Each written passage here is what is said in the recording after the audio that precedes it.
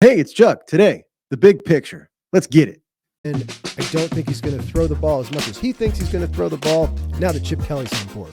And I'm happy about that. More quarterback. The truth is, Ryan Day has made a change philosophically, but it's none of those. You all know who wins. LSU is the drunkest fan base in the country. Hey, it's Chuck, and welcome in. So I've got, listen, I'm a fan of the Buckeyes. That's clear. The wall behind me shows it.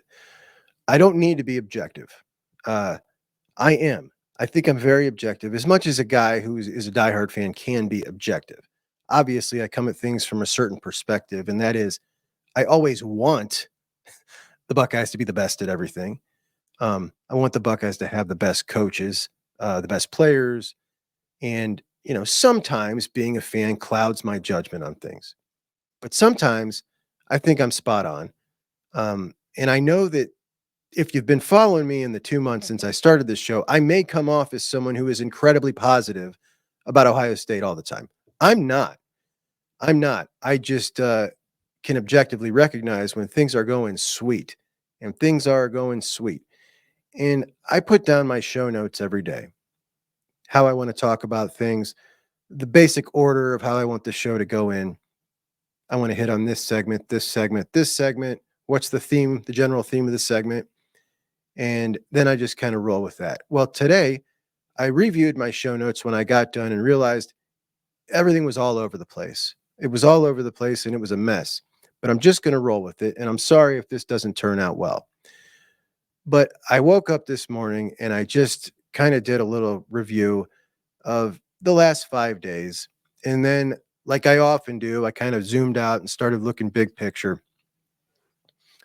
And we're just kind of going to run through the big picture today. And I think it's important that we stop and look at the big picture as we go through these little incidents all along this journey that I feel is a season that is going to be one that's going to go down in the record books for us as fans of Ohio State as either one of the biggest, craziest, most successful seasons in the history of the program or a 1998 type season that we never forget for all the wrong reasons. I think that everything that's led up to this point, and everything that's going to continue to roll, even as we roll into the season, is just leading up to what's going to be a very memorable season, one way or the other. Now, I'm of the mind that this is a 2014 style season, just a team of destiny. I was at that Virginia Tech game. I've never walked out of a place so upset and been around so many people and felt so eerie, how quiet it was. And that season ended up in a national championship. Now, I say that because that season is just so memorable. It was just such a memorable season, that journey along the way that culminated in those three amazing games at the end. It's one of the most memorable seasons in the history of college football. It's a season that people outside of Ohio State fandom talk about. And the way this one's set up here in this offseason, and I say it all the time, but it literally happened and it started rolling 2 minutes after the national championship game ended, with our rival winning the national championship game and Quinn Sean Judkins sending a tweet. It started right there. And when we look back at the big story in the history of this season, when it's all said and done, the story will start right there. Whether that story ends up in a massive heartbreak or it's an extremely happy memory, I think it's important to stop and kind of chronicle it along the way. And that's what I do. That's what I've been doing. But again, I'm not Mr. Positivity. Everything's not roses here. There is a problem. We'll talk about that. One of the things I love most about college football are the stories. It's just so much different than any other sport to me. And maybe I just feel that way because I love football so much. And when you compare college football to the NFL, it's just not the same as far as the story aspect of it. It's just so much more unique. And the stories in college football, looking back at the way certain programs evolved to become big time programs or declined, kind of how that happened, what set it in motion, these kind of stories have always intrigued me. You look at Nebraska, a program that was, it's a blue blood program, and it will never be that way again. When we look back at how that happened, how that went down, the missteps they made along the way to make that happen, we look at programs that rose to prominence in our lifetime, some of our lifetimes, like a program like Miami, that just rose out of nowhere to become a behemoth that smashed college football for a while and then kind of disappeared and trying to make a comeback. But these kind of stories, these are just so much more interesting to me than anything any other sport has to offer. And it's part of the reason I love college football. And one of the things I'm very in tune to is Nick Saban's story and how Nick Saban built Alabama to become what they became. And I can't help myself but to say these words that to some people will sound ridiculous, but I just can't help myself. What we're seeing now at Ohio State, in my opinion, is the beginning of a little mini dynasty here. The best era in the history of Ohio State football. We're watching it happen right now, and I believe that's what's coming. And I believe 20 years from now, we're going to look back at this year and this offseason with an unbelievably fond memory of how it all got rolling. And I'm not waiting 20 years. I'm saying it right now, putting my flag in the middle of the block O and saying that Ryan Day will be a multiple-time national championship winning coach in the next 5 years. And I'm seeing it right now. And you're seeing it too. You just might not want to believe it.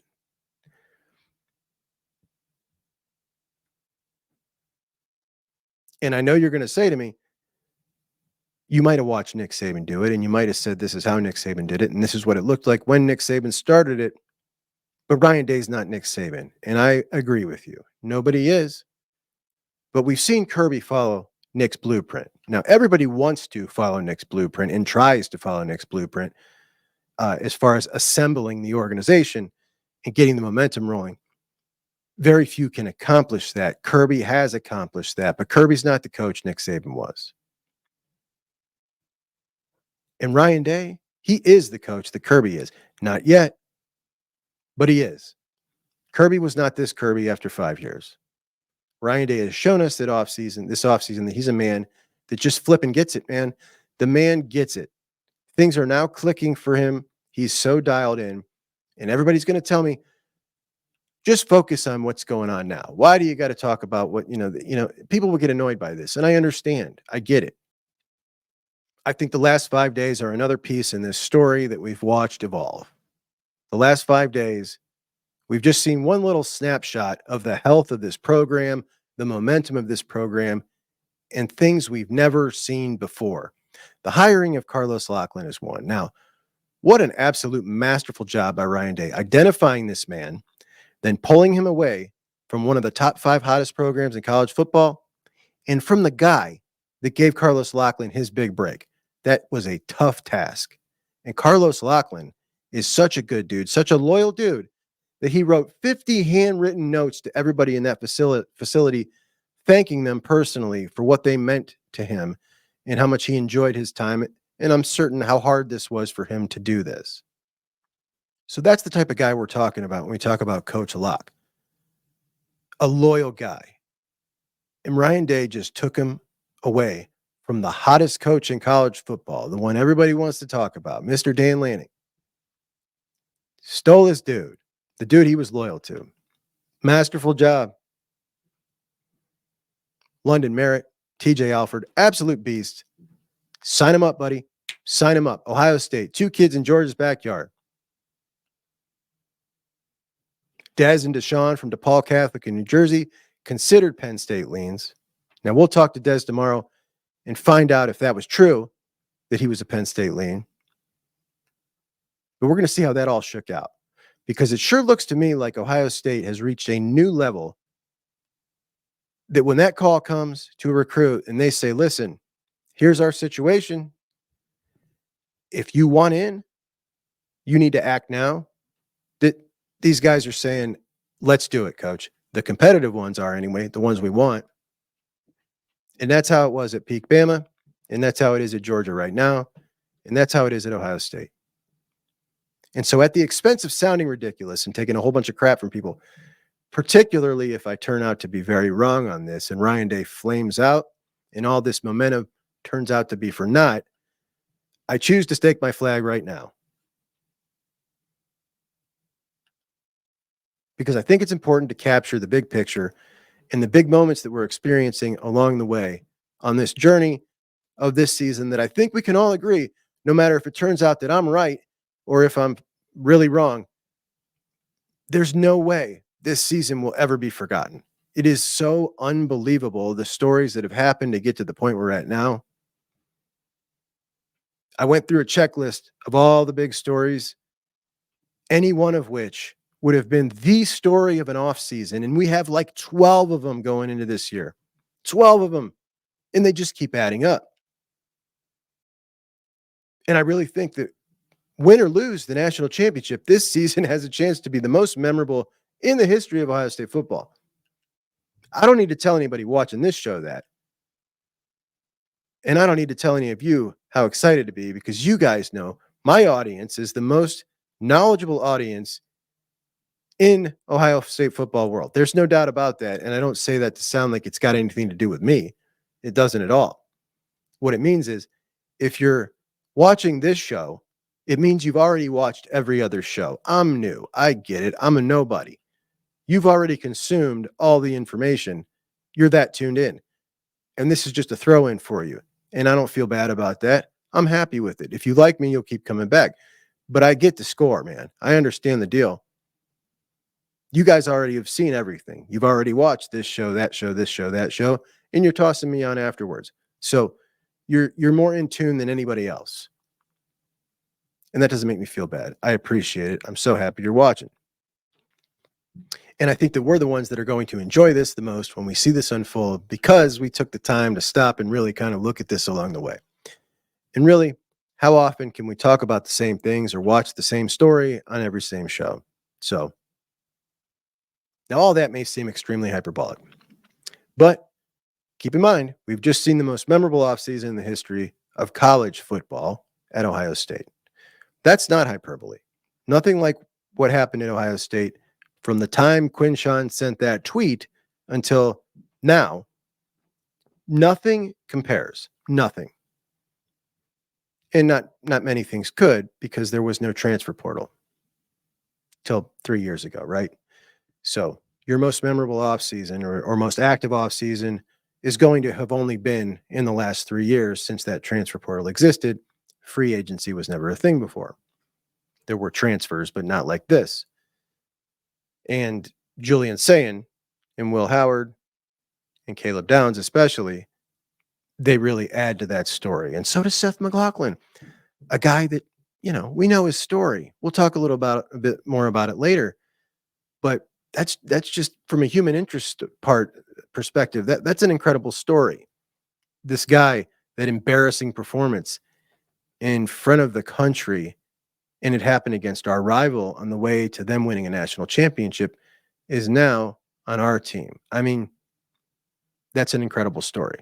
And it's just maybe one of the smaller pieces that lead us into this season. But let's review the last 5 days real quick, just to log it in our bank here, our memory bank for perspective as we move along. We had a crazy practice scrimmage that featured last year's number 1 overall prospect in JJ, absolutely wowing the crowd, proving that a freshman can indeed come in at wide receiver and not just be an impact player, but steal the show. The guy is yet another piece on this team that's going to make the Buckeyes next year look like a traveling circus everywhere they go. The amount of attention that's going to be on Ohio State next year is going to be like something we've never seen in college football. You listen to me talk about the stories. I mean, this team is, and this is starting to become something I'm understanding a little more now that I'm doing the show. Coming up with interesting things to talk about is not always easy, especially when there's not much happening. And there's days when there's nothing happening. And there's nothing really to talk about. Now, you could make up a stupid topic and say, like, what player that in the past could you put on this year's team or last year's team and make it have won a national championship? You try to make up stuff to talk about. I mean, other people do. I don't do that usually. But it's hard sometimes to think of things to talk about that are going to captivate the audience. And what I'm talking about right now, I don't think is going to captivate anybody, but I just feel like I got to get it out.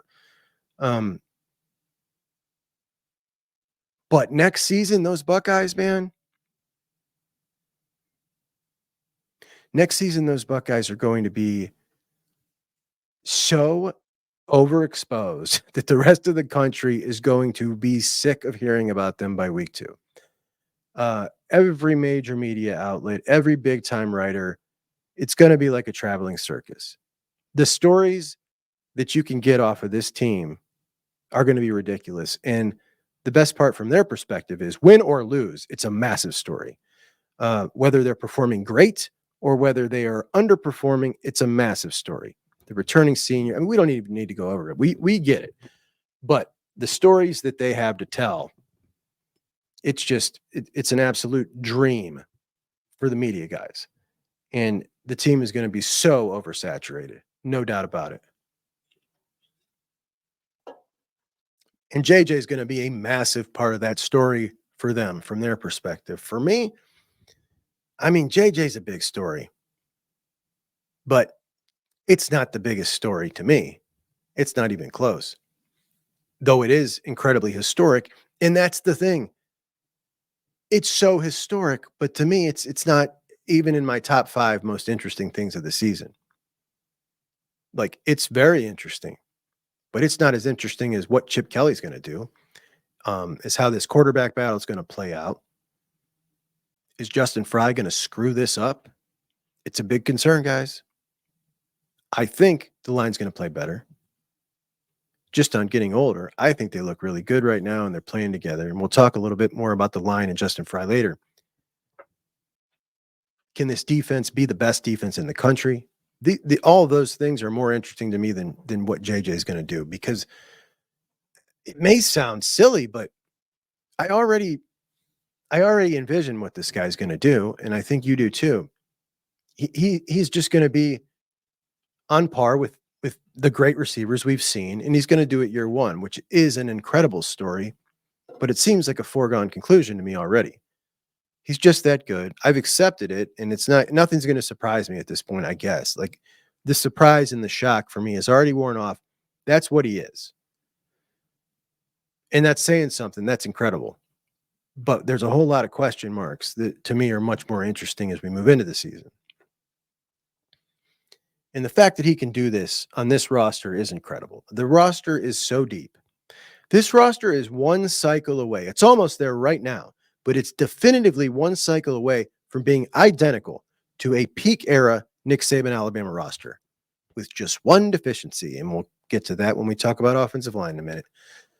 But during that scrimmage, that practice, the guests in attendance included prospects from the class of 2025 and the class of 2026 that we've never seen before. The Buckeyes are in on more high-level prospects at every position group than they've ever been in the history of the program. And not just in on, like, we made such and such's top 10 list, which, gosh, those things annoy me. I will never, ever be excited by being in someone's top 10. And I don't even want to see that crap, because I see it and I get excited over and so-and-so's top what? Oh, his top 10.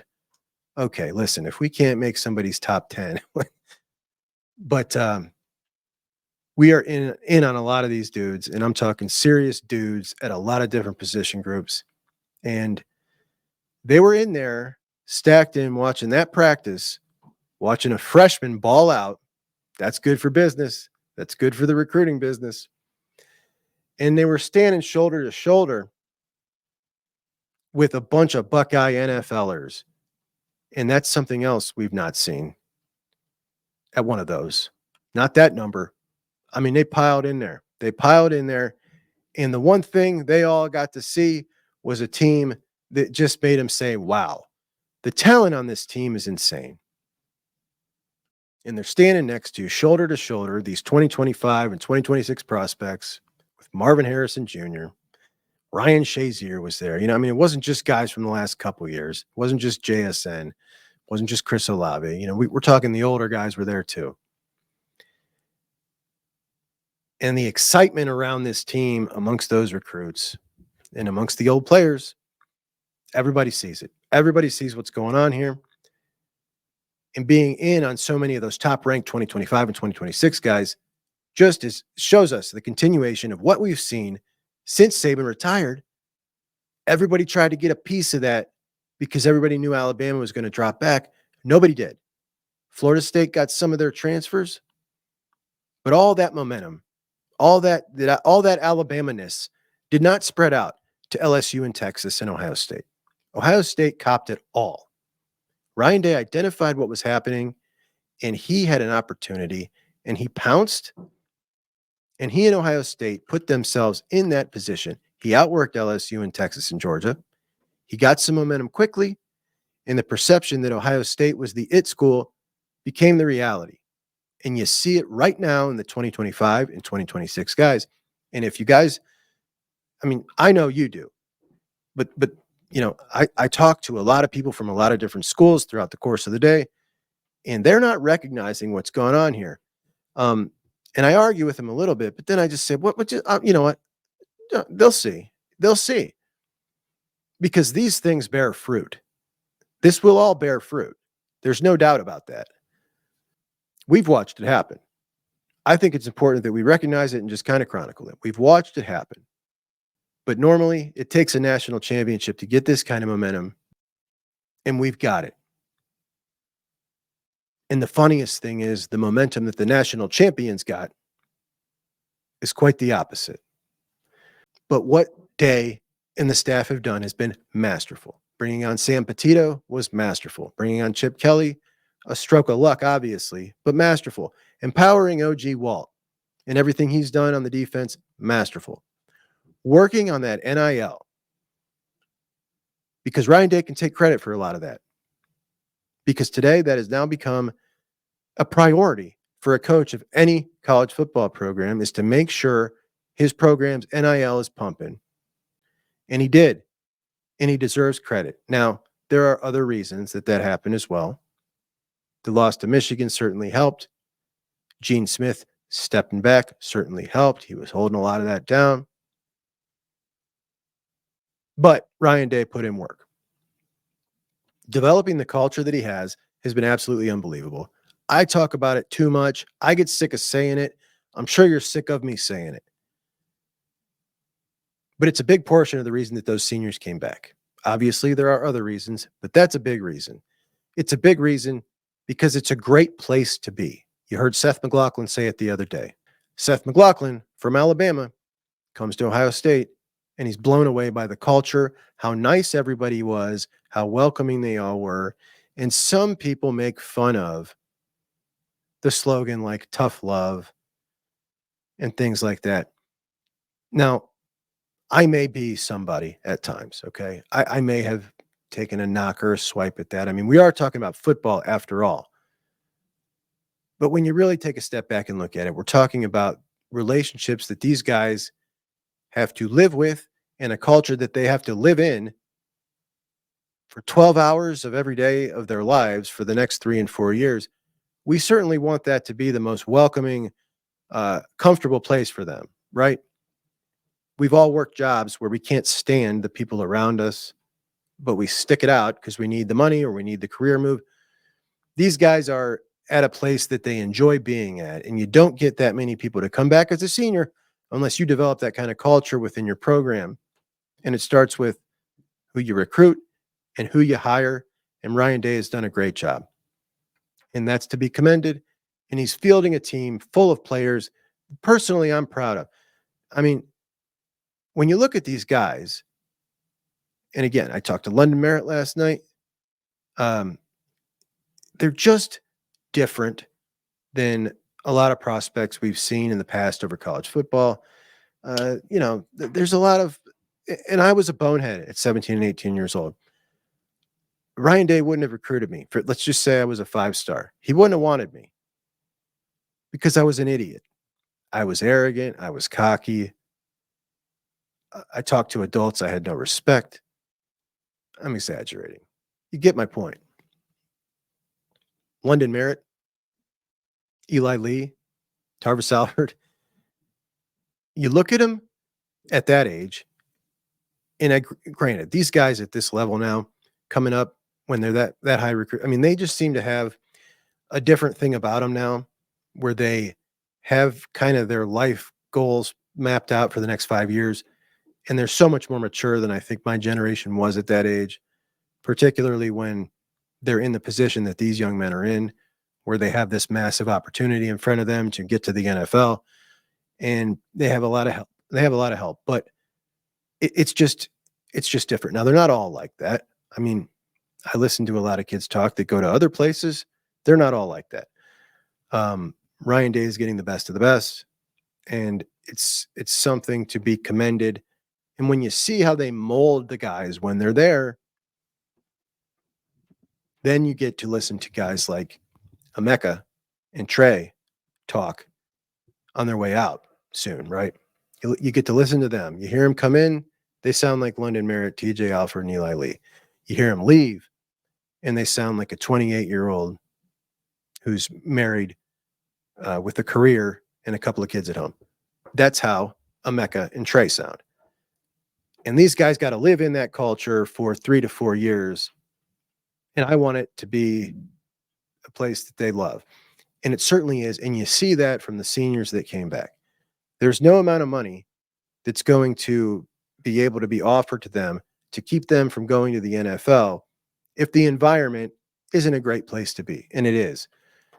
Another thing to commend Ryan Day on. I'm so happy at the emphasis on defense right now.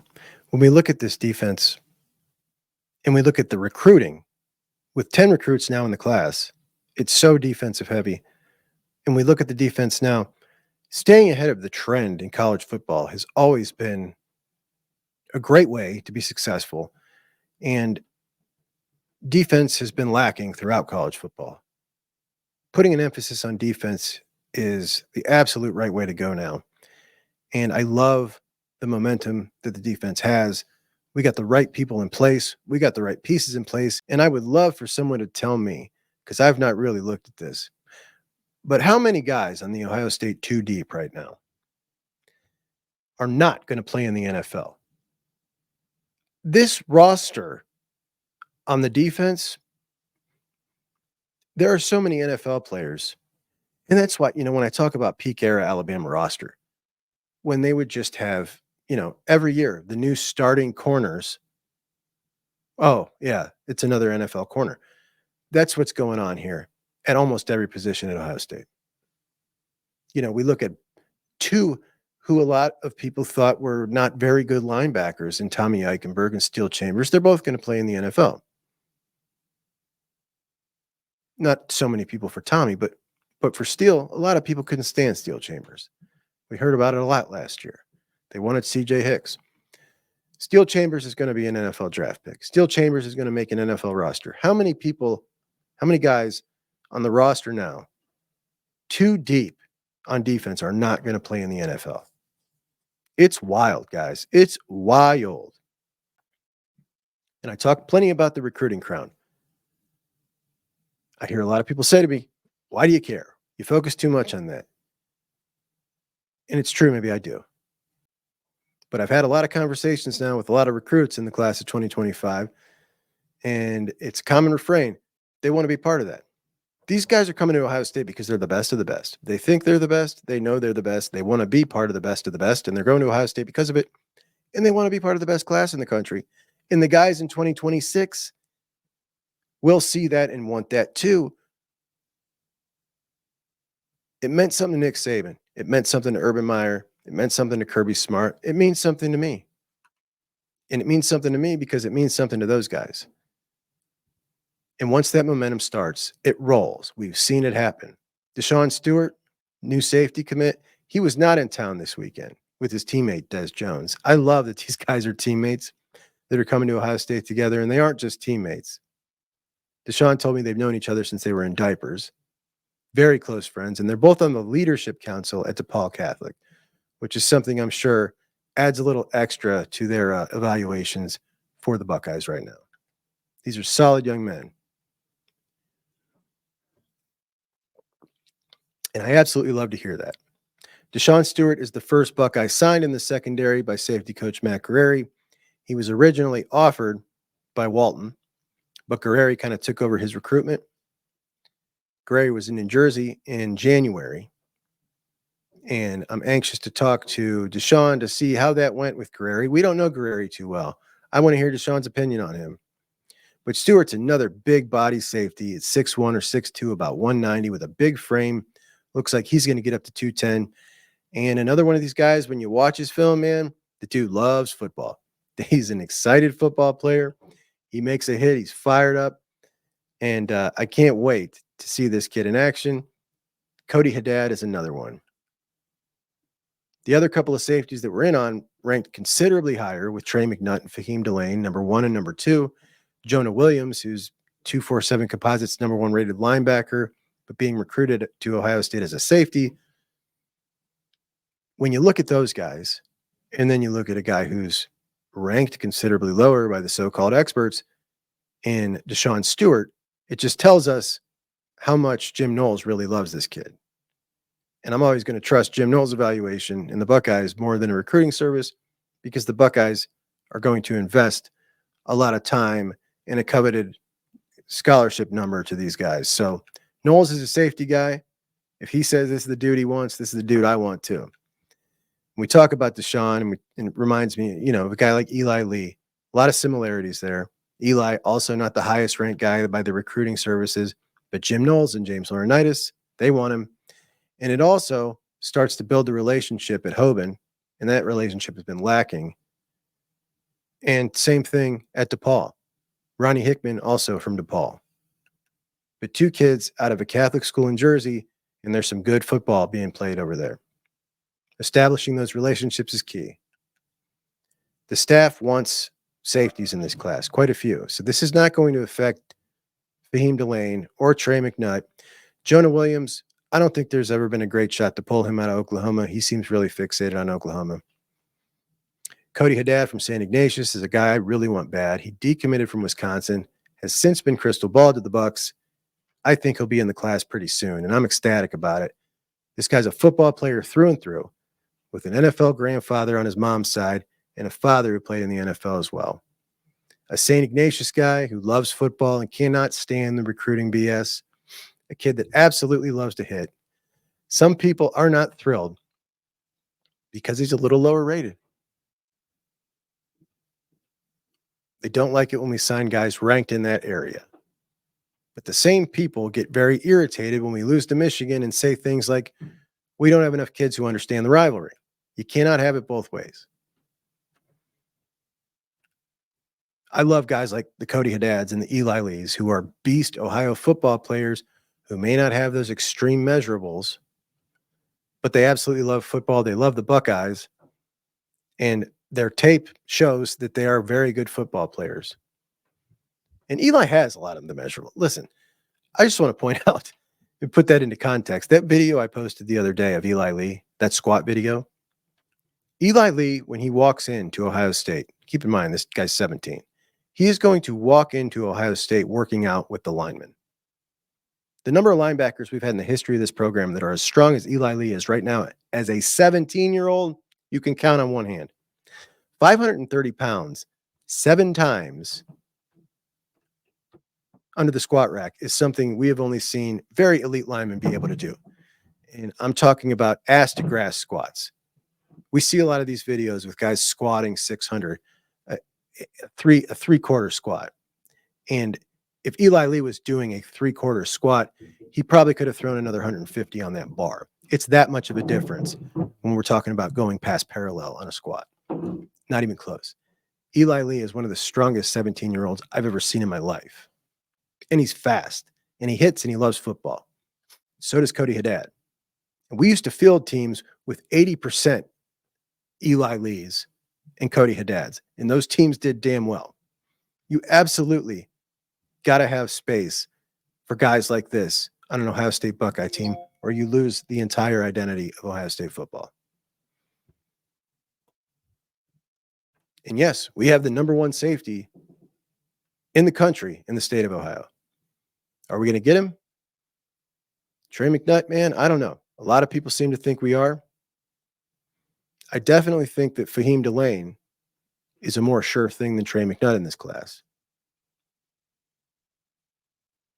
But it's a safety-heavy class. We're going to have quite a few of them, and that's great.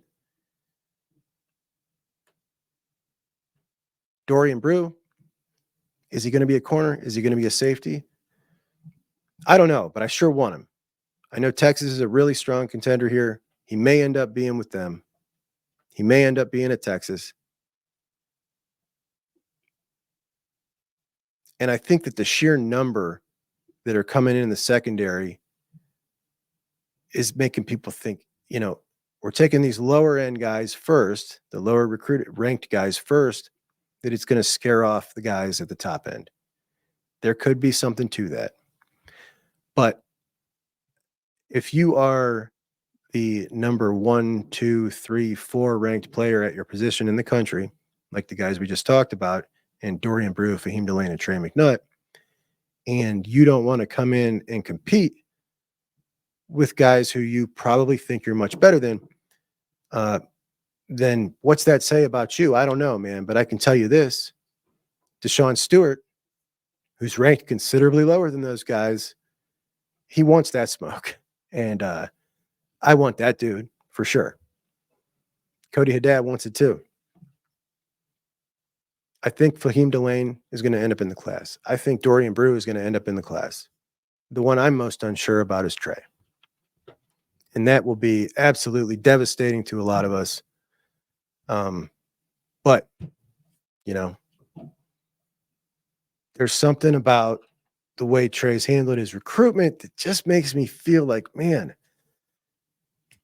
does this dude love Ohio State? Does he want to be there? Or is there something that's pulling him away? I don't know.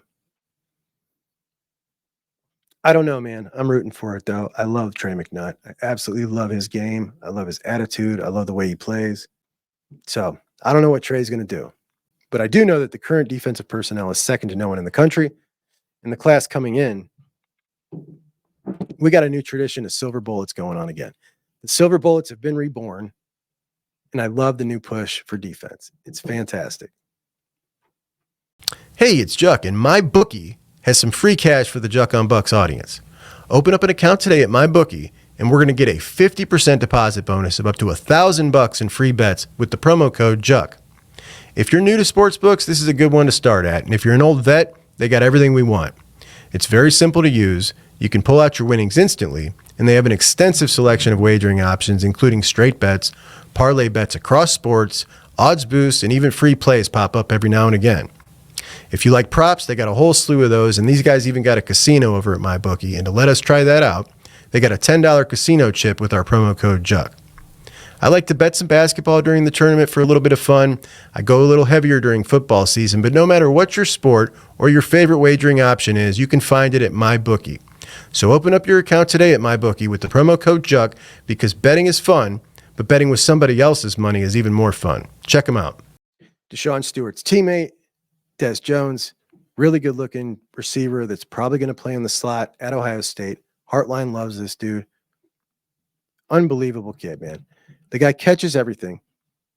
This guy catches everything. He can really adjust well with the ball in the air. Saw quite a few balls where he is looking over one shoulder, the ball's in the air, and he's running full speed and is able to turn and catch it on the other side of his body. The difficulty in that is just staggering. He's got a couple of them in his highlight reel. His route running looks fantastic. He looks very advanced. This guy can snag everything. He's going to be a fantastic wide receiver. Wide receivers so deep at Ohio State. Sometimes when we see these awesome kids come in, it's almost like we never know. Are they going to even play? I don't know. You look at it. You look at some guys on the roster the last couple of years that we thought were going to eventually be stars at Ohio State. They never really can see the field. This dude, I mean, he's got all the tools. He's got all the tools. All these qualities that stand out about him are the same ones that stood out with Javon Boggs to me. The excellent hands, not the super, super top end speed, but very elusive, seem to always find their way to space and catch everything. Absolutely. I actually think, of course, I would say this because we now have Des Jones in the class, but I think Des Jones is the better looking prospect, despite having similar skill sets as Javon Boggs. That's what I think. But I'm wondering if you guys are interested in this, but a lot of us follow recruiting pretty closely. I have always wondered what it is that goes into a crystal ball prediction. Because I can tell you, having talked to a couple of these guys, that I've asked them specifically about crystal balls that came out. They haven't made it into any of the interviews. And one of them, in fact, I talked to Trey. There was a guy at On3 that put out a crystal ball for Trey McNutt to Ohio State. I said, Trey, you talked to this dude? Never talked to him in my life. So I want to know what it is that goes into them making the crystal balls. But apparently, these two crystal balls for Des Jones and Deshaun Stewart were for Penn State. So they were supposedly Penn State leans. They're from an area that Penn State has always dominated in New Jersey and Maryland. And Ohio State has now reached a level, Penn State used to win a lot of battles against us. And not even that long ago, even in the urban era, they won plenty of battles against us. But not anymore. Ohio State is now choosing from Maryland and New Jersey who they want and kind of winning every battle. Penn State, no longer. And that's what happens when you settle for good enough, like they have for so long.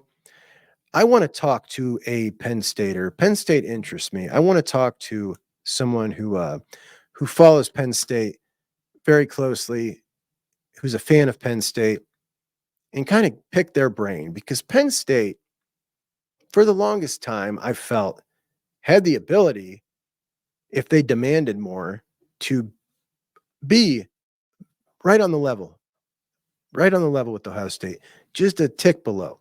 But the gap has widened, and the gap has widened because they've settled for this, not mediocrity. It's always very good, but they've settled for good being good enough and not trying to be great. It just seems like they've settled. And I think they're so gun shy to get rid of Franklin because they've watched places like Nebraska get rid of a Frank Solich and watch how things went downhill.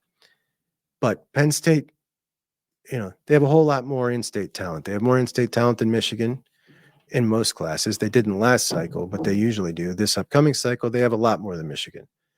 And also they have the talent on the Eastern Seaboard. So I don't understand why they've settled for this.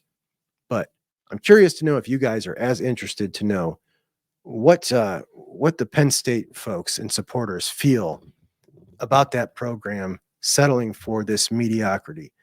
I talked to a friend of mine who's a Penn State guy, and he said many, many years and I talked to a friend of mine that's a Penn State guy, and he said that, we've heard, well, now they're going to be making the playoffs. They would have made the playoffs 5 times in the last 10 years in this new format.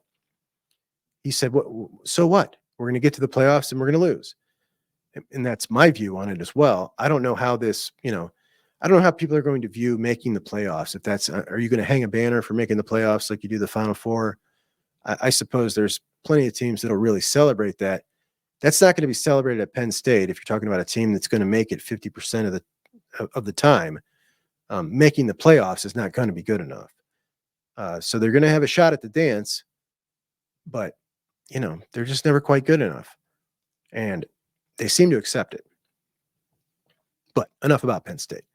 TJ Alford, we've talked about this guy a ton on here. So TJ gets on and he commits to the Bucks.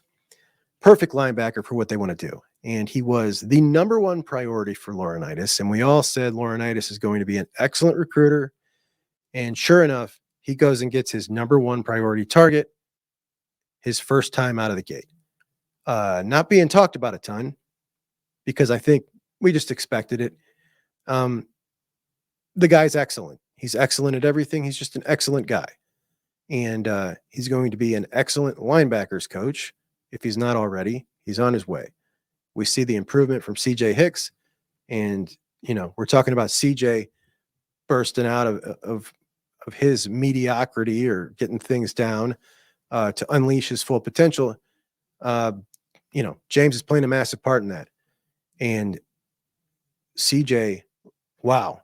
A couple of plays we saw, those sacks, but not even that sack. How about squaring up against Donovan Jackson? My goodness.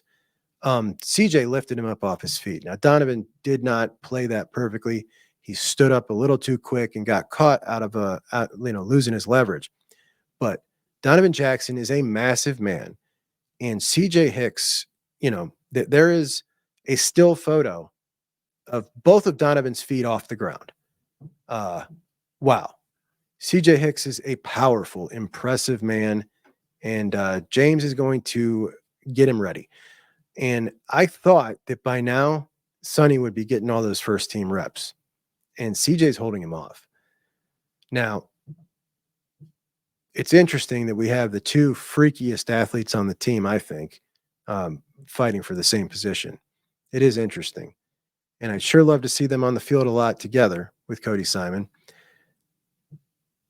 But, when you get into it, every guy who's on the field sacrifices somewhere else. So it's tough. It's tough. And we don't know what we're going to see. But I sure want to see some more of CJ after that scrimmage excited me a lot about CJ. So London Merritt, our guy, top 100 edge rusher, top 100 guy, edge rusher. We'll talk a bunch more about London as things go on.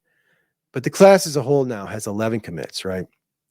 Ranked number 2 in 247 composite behind Notre Dame. And the only reason it's number 2 behind Notre Dame is because Notre Dame has 19 commits, which is a whole lot for right now. But their per player average is 90.57, which is not even close to the top 10. So it sounds like Marcus is just kind of taking everybody to try to fill this in. Now it's very good. It's top 15, but I don't know. It seems like he's just really getting ahead of the game here. Maybe they have a ton of people leaving next year that I don't know about, but I don't follow Notre Dame. I'm just looking at them being number 1, and they're not number 1. This early in the game, it varies wildly as to how many people are in the classes, but it's worse than Michigan's per player average. And Michigan's ranked 39th in the country and has 3 recruits in the class committed, and they're very Wisconsin-y looking prospects.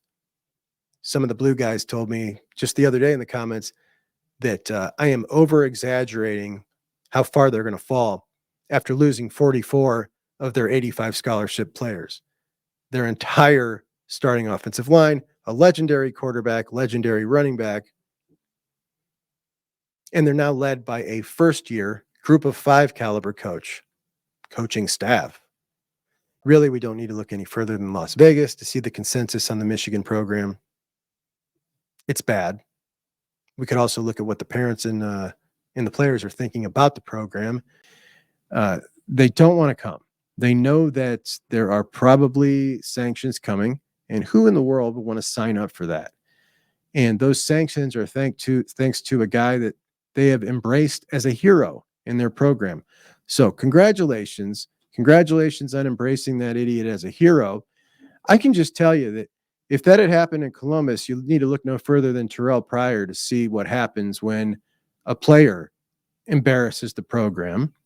And when we look back, I mean, all things considered, that whole thing, yeah, I was mad at the time, but I mean, it was absolutely nothing compared to what just went on in Michigan.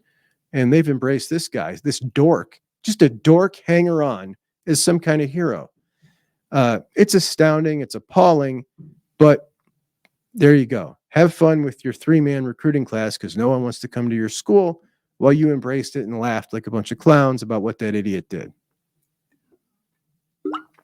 At this point in the cycle, it's the worst recruiting class after a national championship in the history of recruiting rankings, while Ohio State, currently in the cycle, is a record for the highest recruiting class player average that's ever been. So That's the state of these programs moving forward. Let's go over those. Let's go over the recruiting rankings as we go down here. So for the sake of consistency, I always use the 247 composite. I don't cherry pick numbers to make my arguments from different services unless I need to. But Ohio State at 95.15, still at a record-setting pace, which would be the all-time record for the per-player average. USC is now number 2. LSU is number 3. Then FSU, Clemson, Ole Miss, Oregon, Alabama, Georgia, Texas, Florida. If you're keeping score, that top 5 is 2 Big Ten, 1 SEC, and 2 ACC. The bump that Oregon and USC have gotten in recruiting since the Big Ten move is bigger than I expected. And it should make every Big Ten school a little bit embarrassed by what they're currently doing. Because if they can sell that as such an advantage, why can't Wisconsin do better? I don't understand. Obviously, they're not on the level, but why can't Wisconsin do better? Why can't Iowa do better on offense? Why can't Michigan do better? I really think when you look at what Dan Lanning has done at Oregon, he came in. Now, Oregon's been recruiting well for a while, but now he's in on the top guys everywhere, the top guys, because he came in with the attitude, just like Urban did, and said, we don't have to settle for this. And I think there are so many big programs that are in that second cut that settle for what they've always been instead of really going hard. I think Wisconsin could do better. I think Iowa could do much better on offense. I mean, I just do. I think a lot of these Big Ten programs could do better. And they're going to come in. I mean, Oregon and USC are going to come in and start steam. How embarrassing would that be to be in Iowa or Wisconsin and be the, 4th, 5th best team in the conference? And then in walks a couple of new guys and you get bumped down to the 8th and 9th best team in the conference. That would be humiliating. Now, if I was them, I'd be taking a little bit of harder swings, but they're not. But what makes a great recruiter? I've put a lot of thought into this, and I think that there are 3 main things that make a great recruiter to me. To me, the 3 main things are respectability, relatability, and likability. Respectability, these young people have to respect you, and that can come in a lot of different ways. Could be what you've been through, could be what you've accomplished in life. Think of James Laurinaitis and his career, immediate respect. Could be how others talk about you when you're not around. A whole lot of things. But respectability is a quality that's going to make you a great recruiter. Relatability. You could be from a similar area, similar background, upbringing. Maybe you both experienced trauma. Relatability. Another thing that's going to make a great recruiter, and you think Tim Walton with the young DBs. This guy, he's just cool. He relates to him. They relate to him. It's very apparent. And the third is likability. This one you kind of are or you aren't. And even prickly old guys like a Nick Saban can be likable. I think Nick Saban has a lot of likable qualities. And on the other end of the spectrum, you got cool guys like Hartline or Walton, just really cool dudes. But the guys that are the very best recruiters have all 3. You think James Laurinaitis, Brian Hartline, Tim Walton, they all got the respect from everybody. They're all extremely relatable to these superstar athletes that are coming in. They're all cool guys that are very likable. They check all the boxes. But you can't have just one and be a high-level recruiter. And again, Nick Saban, I'm sure I find him likable, but I'm sure not everybody does. And I'm sure most people don't find him relatable. But the respect factor for a guy like him is off the hook. And that can trump anything else. Or when you think of someone who had like just a crazy amount of likability, Kerry Combs. Kerry was so likable that even if you didn't respect him or couldn't relate to him, he was so likable that it could have trumped all of that. But you can't have none of those things and be a competent recruiter. Or you could be so bad at one of those things that it negates the other. You could have respect, but you could be so unlikable that it doesn't matter. Justin Fry spoke today, and he was mic'd up the other day. And Ohio State released the clip of that. Yesterday, he talked for 15 minutes, and he had a lot of insight as to what the players are up to, a breakdown of a whole lot of the guys. The media asked him questions. Now, I think this offensive line is improving as a whole. I think a lot of that's just from being another year older and another year in the system. I really liked what Carson and Tegra had to say. They both seem very impressed by Seth. So does Fry. I think Luke Montgomery is a future NFLer.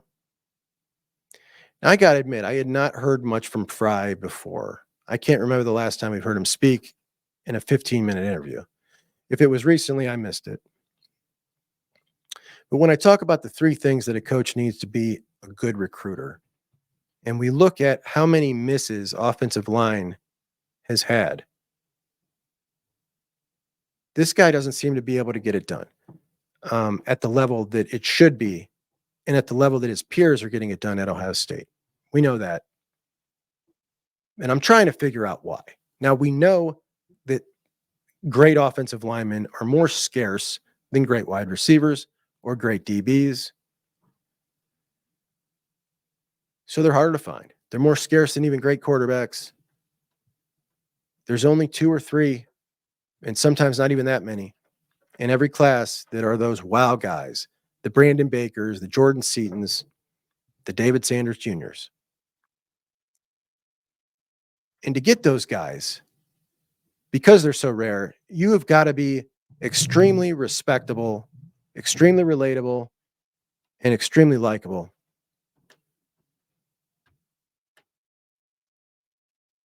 I listened to every single player interview since the start of spring ball, since the recruits came, or since the transfer portal, since those guys. I've not missed a single one of these press conferences from any of the players, any of the media sessions from the coaches, not a single one. Watched them all start to finish, sometimes more than once, to take notes. And when I listen to everybody from every position group, it's a very common refrain. Coach Key's awesome. Coach Key's the best. Heartline this, heartline that. LJ this, LJ that. When I listen to all these offensive linemen, there's a whole slew of them that talked yesterday. What they say about Justin Fry is all business. Coach Fry talked to me about this technique. It's all business. I can't recall a single one of them saying anything about how great Fry was or about how great their relationship was. And as I sit here and try to figure out why offensive line just can't seem to get it done in the recruiting at the level that the peers are, I'm wondering if he's not just missing on those 3 aspects somewhere. What's missing? I don't know.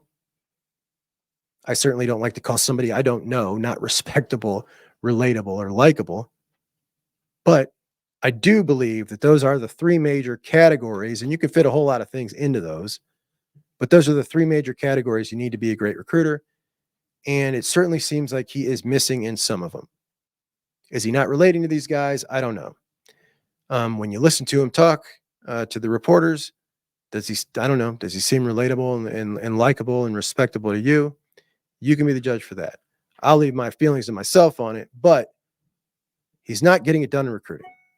Not at the level we need to. And you don't need the David Sanders Jr.'s or the Brandon Bakers or the Jordan Seatons to win a national championship. Michigan just did it without that. But if you're not going to get him, you do need to win the Midwest. You do need to win the Avery Gotches.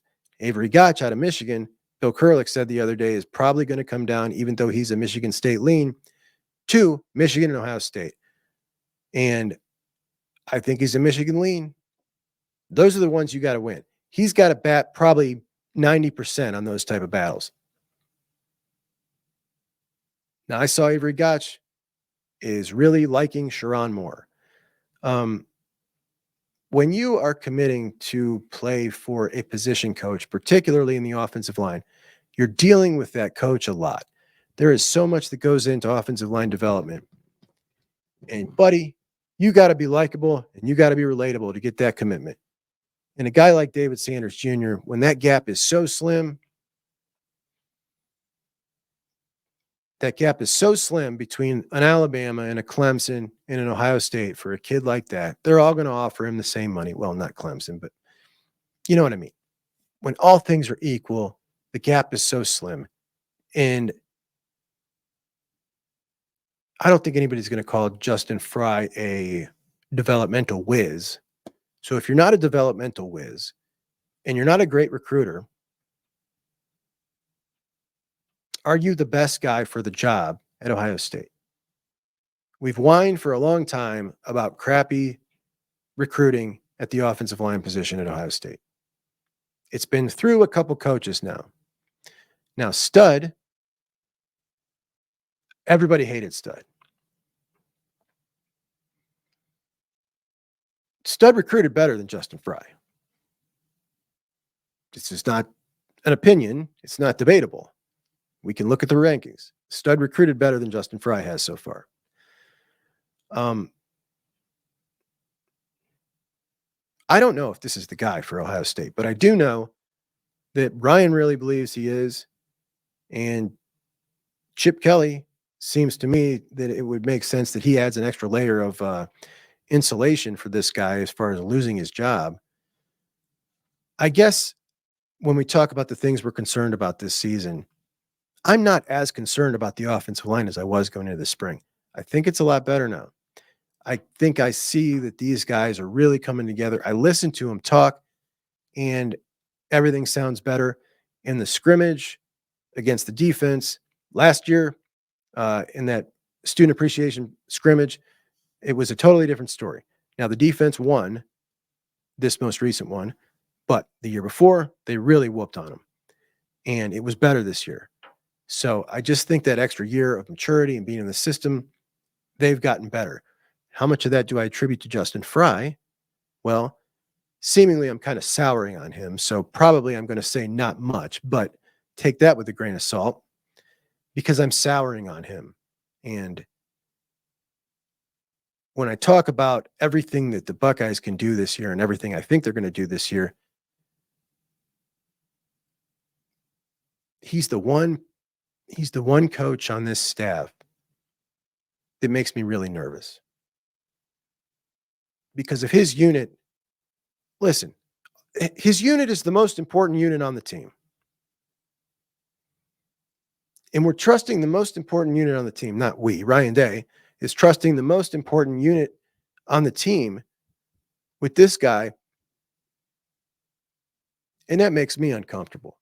As much as I trust Ryan Day, I still view Justin Fry in the same way I view Parker Fleming as a holdover from the old Ryan Day, the Ryan Day before he got rid of Parker Fleming and wasn't going to retain Tony Alford and got rid of Perry Eliano.